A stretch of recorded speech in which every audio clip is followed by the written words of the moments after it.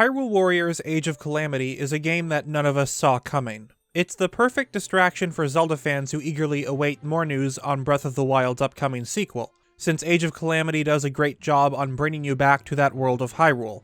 And with the new game comes new theories. It's been over 2 weeks since its launch, which has given me plenty of time to play it, as well as look into the game's lore for any interesting secrets. Now, unlike Breath of the Wild, there's much less to discover in Age of Calamity since its foundation comes from, well, Breath of the Wild. I'm planning to make another whole video on Malice, but aside from that, no theories in particular are worth a full episode. The interesting topics, such as Terrako and Astor, have already been covered by other Zelda tubers, and I'll have a link to those theories down below. For this video, we're going to cover a compilation of smaller theories on Age of Calamity. There will be spoilers, so proceed with caution. Being the first game in the Zelda timeline, Skyward Sword established the origins of key elements such as Demise's Curse, Goddess Hylia, and the Master Sword. Before her rebirth as the first incarnation of Zelda, Hylia created the Goddess Sword, which was eventually tempered into the Master Sword, a weapon wielded by the hero with the power to vanquish evil. In addition, the goddess created Fi, a spirit residing within the blade who assists the chosen hero on his quest to defeat Demise. By the end of the game, Link returns the Master Sword to its pedestal, his mission complete. As a part of the sword, he's forced to part with Fi as her role of guiding the hero is finished. She thanks him and mentions that perhaps they will meet again in another life. Her consciousness fades away as the spirit goes into an endless slumber. Skyward Sword is the only game in the franchise where Fi makes an appearance. However, it's safe to say that she continues to reside within the Master Sword in games such as Twilight Princess, Wind Waker, and Ocarina of Time. But Breath of the Wild has several occasions where Fi is referenced, implying that she had an effect on the game's story. Being pursued by guardians, an injured Link musters up enough strength to shield the princess, who after witnessing this courageous act, protects the hero by using her sacred power. While the threat is taken care of, Link collapses from both exhaustion and his wounds. As Zelda cries over her fallen knight, she hears something, a faint sound. Looking towards the source of the sound, she sees the Master Sword, a faint glow emanating from the blade. Her response is an odd one. So he can still be saved? Her reaction is strange, as it sounds like she's talking to someone or something. But the chime that plays is a callback to Skyward Sword. The same sound is heard whenever Fi emerges from the Master Sword to speak with Link. It's likely that she was the one who told Zelda of the plan to save both Link and all of Hyrule. And the secret ending gives us more information when Zelda mentions that she can no longer hear the voice inside the sword. Once Link completes the trial of the sword, upgrading the blade to its fully awakened state, that same chime plays one last time. It's pretty clear that Fi was with the hero, even after all those years. Her promise to meet again one day was fulfilled. Hyrule Warriors Age of Calamity might have given us yet another clue pointing towards her involvement in the game's story. Not necessarily Breath of the Wild's, but the alternate world where this game takes place. The group is confronted by Astor, who, after dealing with the hero, prepares to kill Zelda. Just before the Hollows strike the princess, she and Link reach out to each other. What follows is interesting, as there's a flash of light which obliterates their foes. A surprised Link turns around to see that this light came from the Master Sword. He then draws it, awakening as the hero. But how and why did these sequence of events occur? It's possible that the sword was already bound to the hero prior to pulling out the blade. Zelda's ceremonial speech in the first memory of Breath of the Wild mentions that the sacred blade is forever bound to the soul of the hero. According to Impa, one who wishes to defeat evil must have the soul of a hero. If the Master Sword chooses its wielder based on this condition, it may have reacted to Link's desire to save the princess, resulting in what we see in Age of Calamity. It's very likely this was the work of Fi. Breath of the Wild shows that the spirit can also communicate with Zelda, though as someone with the blood of the goddess, it's only natural her soul would hold sacred power as well. But if Fi had these abilities, why not intervene when Link was surrounded by Guardians? Remember that Age of Calamity has the hero obtain the Master Sword partway through. It's essentially at its most powerful state. Meanwhile, the blade from Breath of the Wild was heavily damaged, which hindered its abilities. It doesn't even glow when up against the Legion of Guardians, something which should happen. And if the hero and blade are directly linked, it's possible that Link's weakened state also weakened the sword itself. But that's just a theory. One of the biggest mysteries of Zelda are the tribe closely associated with the royal family. The Sheikah were individuals who served the king, operating within the shadows. While the series often references this group, with terms such as the Shadow Folk, the only one we tend to see in-game is Impa, the royal advisor of Princess Zelda. Breath of the Wild was the first game which heavily focused on the Sheikah, with their technology being key to defeating Ganon 10,000 years ago. Despite it being littered throughout the land of Hyrule, not much is known about how it works or was made. Multiple theories on this topic exist, one of them being that the technology is powered by timeshift stones. The shrines, towers, and guardians have withstood the passage of thousands of years, all while showing no signs of aging. Descriptions for the guardian parts, such as the ancient screw and spring, imply that these mechanisms have a sort of timeless feel. They'll remain functional no matter how many centuries pass. Another machine part, the ancient core, states that the crystal was made using lost technology, and at one time it was the power source for ancient machines. The same can be said with the ancient robots of Skyward Sword, as their power source is confirmed to be timeshift stones.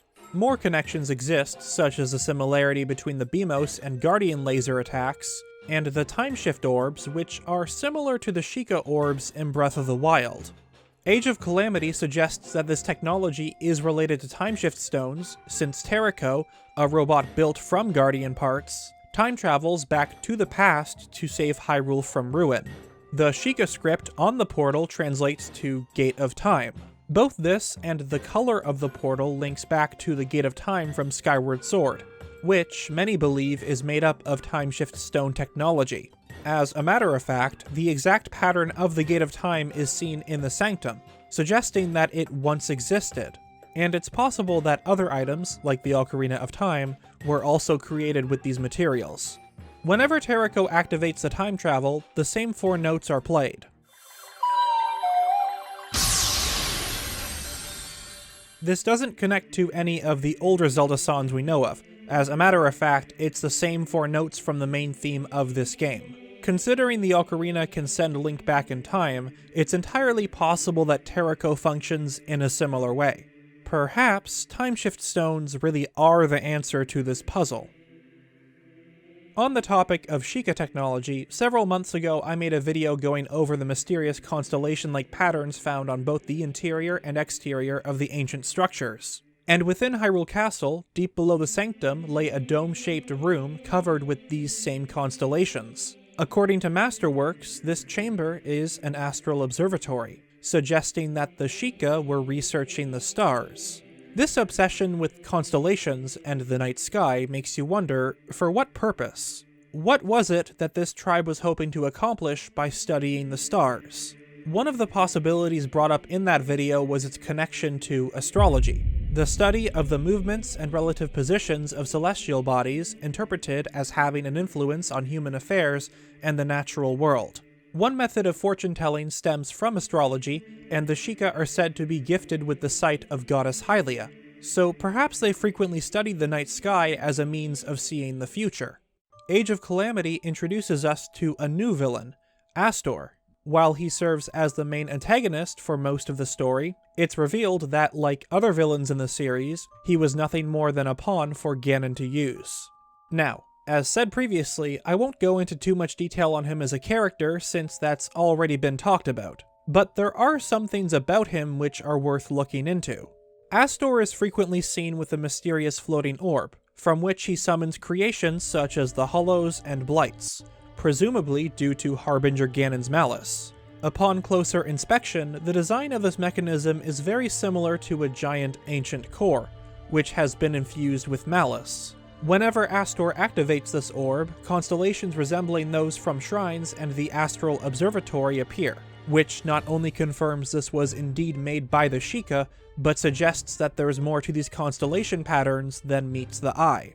The name Astor could be an anagram for the term astro, relating to the stars, celestial objects, or outer space. Because of its similarity in function to the giant ancient core, its movement is reminiscent of both an orrery and planetarium. The former is a mechanical model of the solar system, represented by the spinning parts of the core, while the latter projects stars and planets in a dome-shaped project screen, similar to how the constellations surround the orb when activated. The detail which brings this theory full circle is the description of Astor. He's referred to as both the Prophet of Doom and a seer. In other words, a fortune teller. In Zeltik's video, he points out how the Japanese description of Astor directly translates to this term. This is where the significance of the mysterious orb comes into play.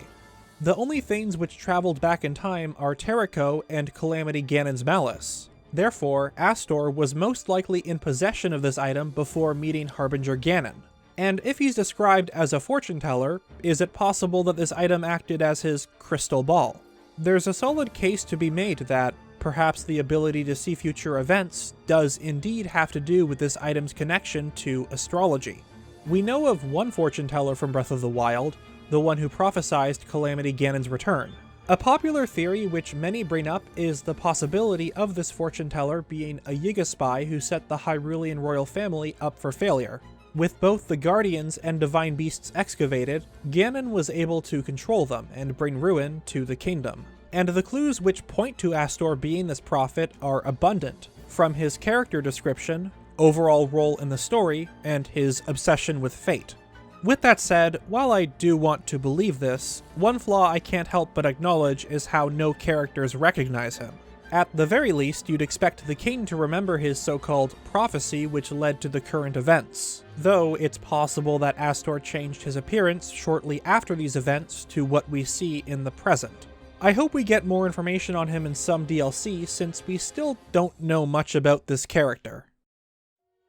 It's not possible to make an entire episode on the relationship between Link and Mifa since Age of Calamity doesn't give us enough information. So instead, we'll go over it as the last theory for this video. In Breath of the Wild, it's confirmed that she was in love with Link, with the existence of the Zora armor. It was tradition for the Zora princess to craft this armor for their future husband. Mifa had planned to give it to the hero, according to her diary, but we never hear what happens as that's the last entry. While they remained close friends, the pressure put on Link as wielder of the sword that seals the darkness created a gap of sorts between the two. Even after Link wakes up, it's unclear whether he shared similar feelings for the Zora princess or not. Since Link obtains the sword partway through Age of Calamity, it's safe to assume that their relationship is on much better terms. I hope to become stronger so that I can fight alongside... Oh, no! I was just, While this takes place in an alternate timeline, Mifa still has romantic feelings for Link, and some side quests delve further into this topic, such as Armor for Whom. A client who wishes to be anonymous has noticed his daughter staying up late in the night, crafting armor for someone. It's pretty clear this request was made by Mifa's father, DinosaurFriend, and the mission which unlocks the Zora armor, named Heart's Escort, has Mifa assist Link in a battle on Mount Lanayru. The description is very similar to the one from Breath of the Wild. Since the champions don't die in this new timeline, it means that Mifa would have had the time to give this armor to the hero. You'd think the gear description would acknowledge this, and maybe even provide some extra context, but unfortunately, we don't know how these events played out. It's not a big deal since it is a Hyrule Warriors title, however, some extra details would have been appreciated. Unfortunately, it's similar to our issue with Zelda. While one appears to have romantic feelings for the other, we don't know if the feeling's mutual. I guess that's what the fanfictions are for.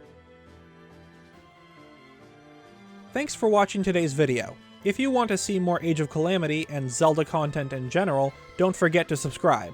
Special thanks to my supporters on Patreon, and the links to Twitter and my Discord server are down below. I've been NintendoBlackCrisis, and I'll see you all next time.